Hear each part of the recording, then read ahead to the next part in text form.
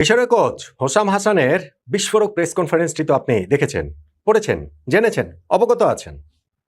এই যে বিশ্বকাপের রাউন্ড অফ 16-এ আর্জেন্টিনা মিশরকে হারিয়ে দিল ভীষণ বিতর্কিত রেফারিং সিদ্ধান্তে, নিজের ক্ষোভটা একেবারে উগরে দিয়েছেন মিশরের কোচ প্রেস কনফারেন্সে এসে, যেখানে তিনি বলেছেন যে মিশরকে অন্যায়ভাবে বিশ্বকাপ থেকে বাদ দেওয়া হয়েছে যেন আর্জেন্টিনা এবং লিওনেল মেসি বিশ্বকাপটা চালিয়ে যেতে পারেন।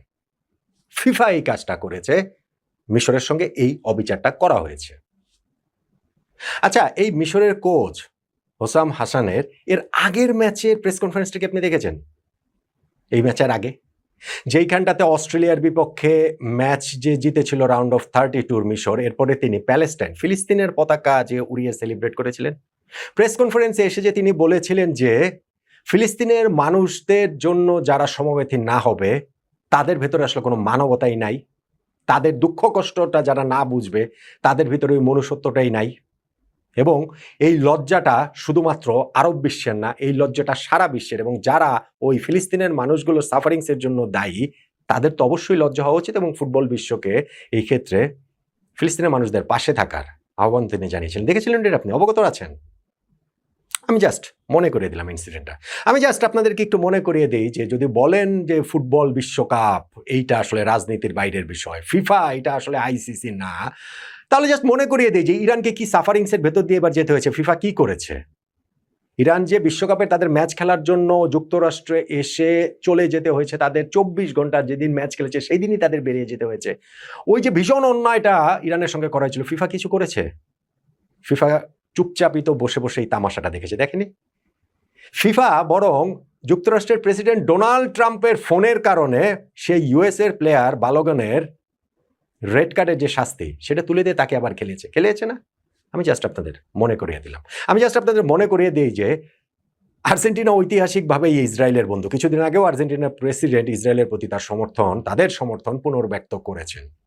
ফলে এই যে কনস্পিরেসি থিওরি, এই যে মিশরের কোচের, এই যে ফিলিস্তিনের পক্ষে তাকায়, এই যে তার পরবর্তীতে ঘটনা প্রবাহ, এগুলো সবকিছুকে যদি আপনি একবার সরিয়ে রাখতে পারেন, আমি জাস্ট আপনাদেরকে ঘটনাটা ধরিয়ে দিলাম, মনে করিয়ে দিলাম, দ্যাটস ইট। এখন মিশর এই ম্যাচে আর্জেন্টিনার কাছে যেভাবে হেরে বিদায়টা নিয়েছে, সেটা তারা নিজেদেরকে অন্যায়ের শিকার, অবিচারের শিকার ভাবতেই পারে। আমি নিজে এটা নিয়ে আলোচনা করেছি। আমি কিন্তু কোথাও বলিনি যে মিশর অন্যায়ের শিকার, মিশর অবিচারের শিকার। আমি কোথাও কিন্তু বলি নাই যে না, ওই যে জিকো তাদের ফরওয়ার্ড যেটা বলেছেন যে আর্জেন্টিনাকে অগ্রিম অভিনন্দন, তারা তো বিশ্বকাপ জিতেই যাচ্ছে, তাদের জন্যই যেন সবকিছু আসলে সেট করা হয়েছে, বা তাদের কোচ যে হোসেম হাসান যেটা বলেছেন, আমি সেটা বলি নাই। কিন্তু আর্জেন্টিনা যে লাকি এবং মিশর যে আনলাকি, এটা আমি বারবার বলছি, এটা আমি এখনো বলবো। প্রবলেমটা হচ্ছে গিয়ে এই ঘটনাটা আমরা আসলে বুঝতে পারছি না, অনেকেই বুঝতে পারছি না। আমরা সমর্থকের চশমা দিয়ে দেখছি, নাম্বার 1, আর নাম্বার 2 যেটা, সেটা হচ্ছে সমর্থকরা কোন চশমা দিয়ে দেখবেন সেইভাবে হচ্ছে গিয়ে আমি আমার মতো করে বলে যাচ্ছি। বাংলাদেশে যেহেতু এখন আর্জেন্টিনার সমর্থকরা বা আর্জেন্টিনা টিকে আছে বিশ্বকাপে অন্য বড় দলের সমর্থক নেই, ফলে আর্জেন্টিনার পক্ষে কথা বললে আর্জেন্টিনার পক্ষে সেই সিদ্ধান্তগুলো এসেছে, সেগুলো সকল সঠিক আছে, ফিফার নিয়ম অনুযায়ী একেবারে বৈধ আছে, সেটা বলে যেহেতু হাততালি পাওয়া যাবে সেটা বলা হচ্ছে। কিন্তু আমি কিন্তু একবারও বলছি না যে আর্জেন্টিনার বিপক্ষে কিংবা হচ্ছে কি আর্জেন্টিনার পক্ষে, মিশরের বিপক্ষে কিংবা মিশরের পক্ষে। আমার পয়েন্টটা সিম্পল, আর্জেন্টিনা লাকি, মিশর আনলাকি। এবং আইন দিয়ে যখন এটাকে জাস্টিফাই করার চেষ্টা করা হবে যে না, আইন অনুযায়ী এটা ঠিক আছে, অন্যটা আসলে কোনোভাবেই ঠিক নাই, সেইটা হচ্ছে গিয়ে ডিসঅনেস্টি, সেটা হচ্ছে গিয়ে অসততা, সেইটা হচ্ছে গিয়ে হয় নিজের সমর্থকের চশমা পরে ফেলা, অথবা সমর্থকরা যেই চশমা দিয়ে দেখবে সেইটা মাথায় রেখে ওইভাবে আসলে বলাটা। দেখেন, সবকিছু তো ফুটবল আইন অনুযায়ী হবে। ফুটবল খেলাটা কি অন্য জায়গা থেকে হবে? বাস্কেটবলের আইন দিয়ে ফুটবল হবে? আইএফএবি ইন্টারন্যাশনাল ফুটবল অ্যাসোসিয়েশন বোর্ডের যে 17টা আইন রয়েছে, 17টা আইনের মধ্যে 12 নম্বর আইনে যে ফাউল অ্যান্ড মিসকন্ডাক্টের যে পার্টটা রয়েছে, সেই অনুযায়ী তো এইখানটার ঘটনাটা ঘটবে। যে ওই মিশরের গোলটাকে কেন ওইখানে ভিআর ইন্টারভেন করলো, তারপরে হচ্ছে গিয়ে ভিআরের একটা পার্ট রয়েছে ফাউলের ক্ষেত্রে, আমি বলছিলাম সেইখানটাতে হচ্ছে গিয়ে ফাউল হবে কি হবে না, কিংবা ধরেন হচ্ছে আর্জেন্টিনার যে উইনিং গোল, এর মধ্যেই তো হবে, এর বাইরে তো আর হবে না। এর বাইরে হওয়ার উপায় আছে? ফুটবল খেলা কি এখন ধরেন হচ্ছে বাস্কেটবল খেলার আইন দিয়ে তো আর হবে না। ফুটবল খেলা তো আর মনে করেন এখন মানে ফিফার গঠনতন্ত্র অনুযায়ী তো আর হবে না, বা ধরেন অন্য একটা কোনো কিছু দিয়ে তো আর হবে না। এই যে মানে ওই যে কি বলা চলে যে পাড়ার দোকানদার সমিতির যে একটা গঠনতন্ত্র, সেটা দিয়ে ফুটবল খেলা চলবে, আইন অনুযায়ী হবে। প্রবলেমটা হচ্ছে সেই আইনটা যদি আমি ব্যাখ্যা করি যে না, আইন অনুযায়ী শুধু এইটাই ঠিক আছে, এটা হচ্ছে গিয়ে সমস্যা, এটা হচ্ছে গিয়ে ডিসঅনেস্টি। আইন অনুযায়ী অন্যটাও ঠিক আছে, সেইটাই আমি বারবার বলার চেষ্টা করছি। ভাই 1990 বিশ্বকাপ ফাইনালে আর্জেন্টিনা পশ্চিম জার্মানির কাছে হেরে গিয়েছিল পেনাল্টি গোলে, বিতর্কিত পেনাল্টি গোল, আন্দ্রেস বেমা গোলটা করেছেন একমাত্র গোল। ম্যাচের পর ডিয়েগো ম্যারাডোনা সে কি কান্না, এরপর ফিফাকে তিনি একেবারে ধুয়ে দিয়েছেন, ফিফা চোর, ফিফা ডাকাত, ফিফা আর্জেন্টিনার শিরোপা কেড়ে নিয়েছে, সবই বলেছেন। আমাকে বলেন তো ওইটা যে রেফারি ছিলেন মেক্সিকোর কোডেসাল, তিনি কি আইনের বাইরে গিয়ে পেনাল্টিটা দিয়েছেন? না, ওটা আইনের মধ্যেই পেনাল্টিটা দিয়েছেন। কিন্তু একই সঙ্গে সেই আইনের ব্যাখ্যায় পেনাল্টিটা তিনি নাও দিতে পারতেন। এই জন্যই তো আর্জেন্টিনার এত ক্ষোভ, এত রাগ, ম্যারাডোনার এত কান্না, আর্জেন্টিনার সমর্থকদের এখনো এত হাহাকার। আমার পয়েন্টটা এক্স্যাক্টলি এইটাই। এই ম্যাচটা যে হয়েছে সেই ম্যাচের ঘটনা প্রবাহে আর্জেন্টিনা লাকি, কিন্তু দ্যাট ডাজন্ট মিন যে আইন অনুযায়ী তাদের এইটাই ঠিক আছে, অন্যটা ঠিক না। আইন অনুযায়ী এটা যেমন ঠিক আছে, ঘটনাগুলো যদি আর্জেন্টিনার এগেনস্টে যেত তাহলেও ঠিক ছিল। ধরেন ভিআর প্রথম ঘটনাটা যে ইন্টারভেন করেছে, যেই গোলটা দিয়েছে ওইখানে জিকো, মিশরের ফরওয়ার্ড, সেই গোলটাতে ভিআর ইন্টারভেন করেছে কারণ অ্যাটাকিং ফেজের শুরুটা ওইখান থেকে যেহেতু শুরু হয়েছে, বল যেহেতু তাও অনেক পরে গোল হয়েছে, কিন্তু স্টিল যেহেতু অ্যাটাকিং ফেজটা ওইখানে শুরু হয়েছে, ভিআর ইন্টারভেন করেছে, রেফারিকে দেখতে বলেছে, রেফারি ওইটাকে হচ্ছে ফাউল দিয়েছেন লিসান্দ্রো মার্টিনেজের উপরে।